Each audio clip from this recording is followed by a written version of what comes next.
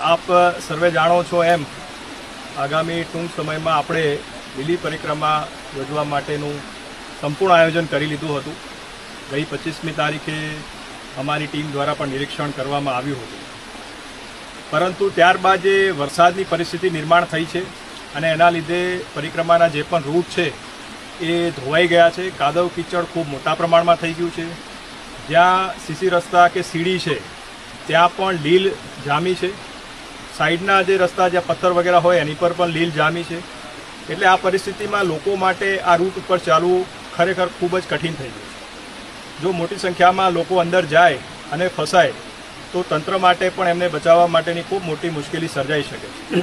એટલે જે છેલ્લી પ્રેસ કોન્ફરન્સ કરી હતી ત્યારે મેં આપ સર્વેને જણાવ્યું હતું કે આપણે 31 તારીખ સુધી આમાં રાહ જોઈએ, ત્યારબાદ જે પરિસ્થિતિ હોય એ જોઈ અને નિર્ણય કરશું.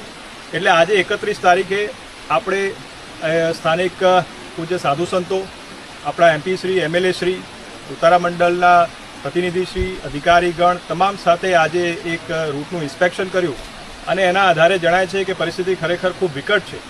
અને એટલા માટે નિર્ણય કર્યો છે કે આ વખતે આ પરિક્રમા જે છે એ આપણી પરંપરા છે અને વર્ષોની આ પરંપરા જે છે આપણે જાળવી રાખીએ એના માટે પ્રતિકાત્મક રૂપે કરવાનો એક તમામ સાથે લઈ અને સાધુ સંતોની સહમતિથી આપણે આ નિર્ણય કર્યો છે.